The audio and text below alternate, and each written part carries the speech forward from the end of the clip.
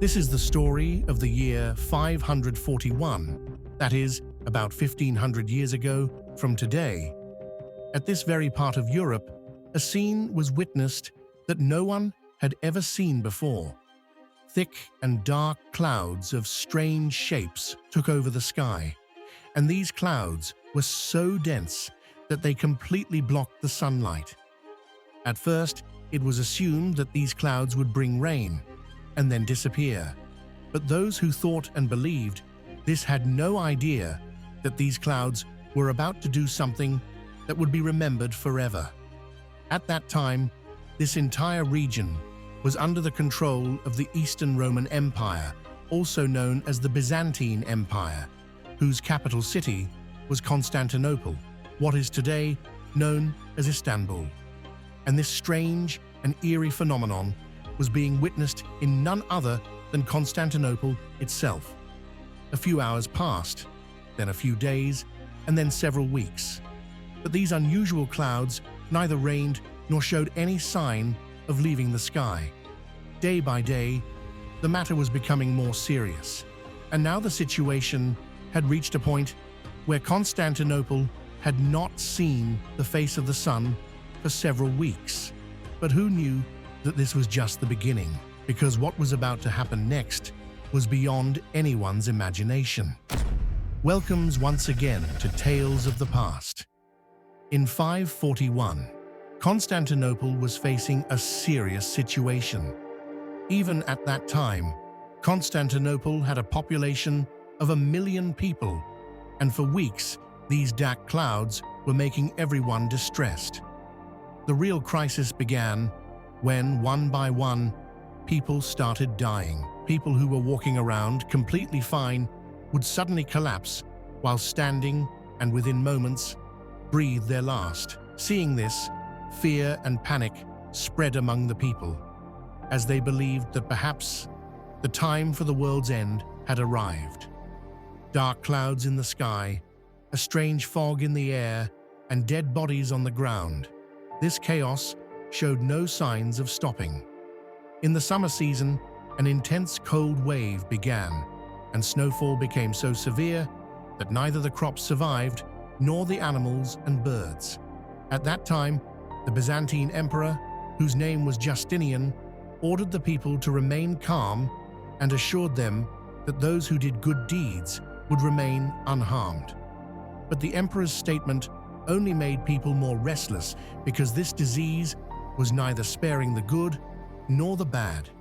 Every day, thousands of people were dying, and their bodies were being buried together in massive graves.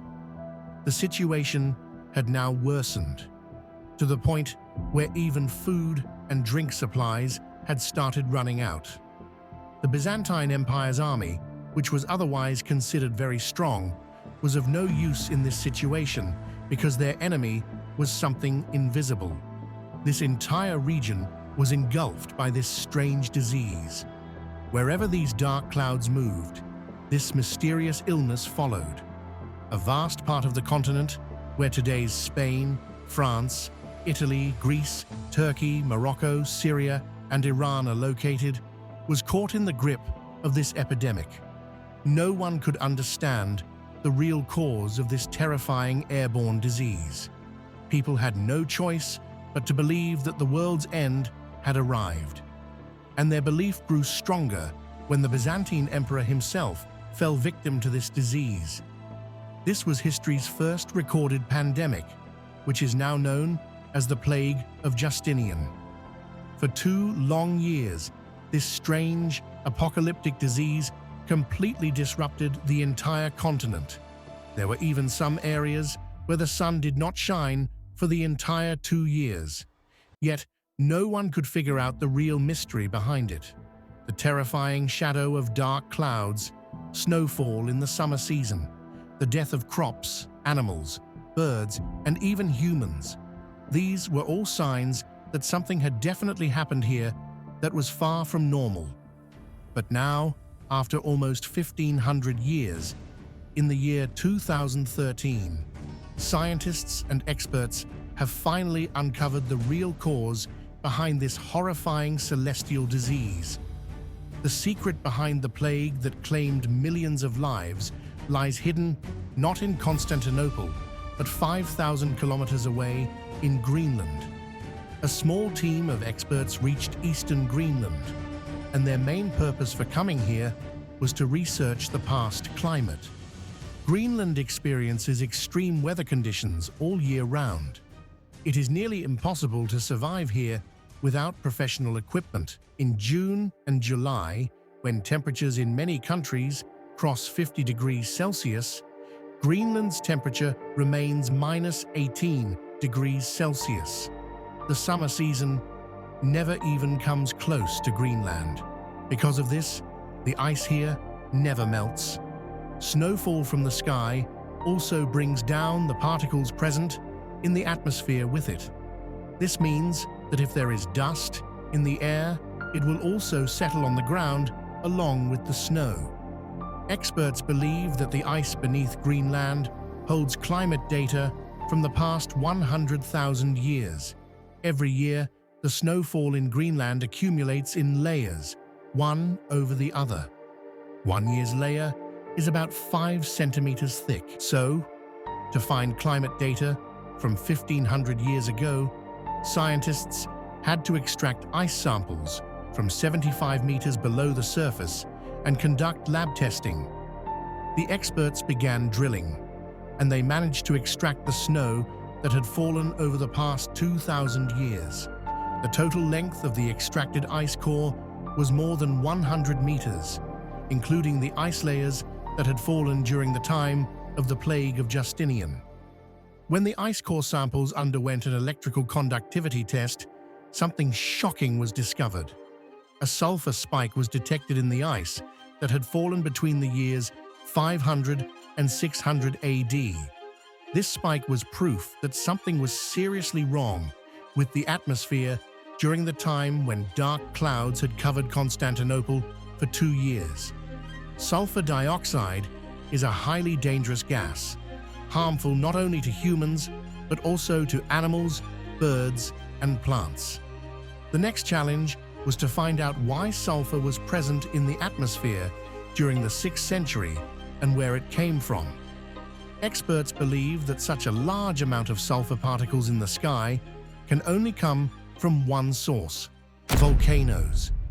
Yes, deep inside the Earth, molten rock, or magma, is constantly boiling.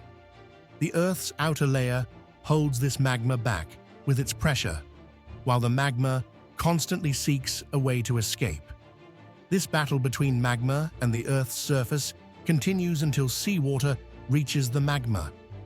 If seawater manages to reach magma, it turns into gas due to the heat.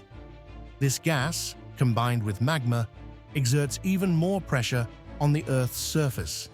Eventually, magma erupts in the form of lava, causing a volcanic eruption. Water and sulfur do not mix with volcanoes. Instead, they rise into the sky as powerful volcanic gases. These volcanic gases released during the powerful volcanic eruption can travel thousands of miles. Once in the atmosphere, sulfur mixes with water droplets to form sulfuric acid, which in any circumstances is deadly for humans. The clouds of sulfuric acid are so thick that they block sunlight entirely.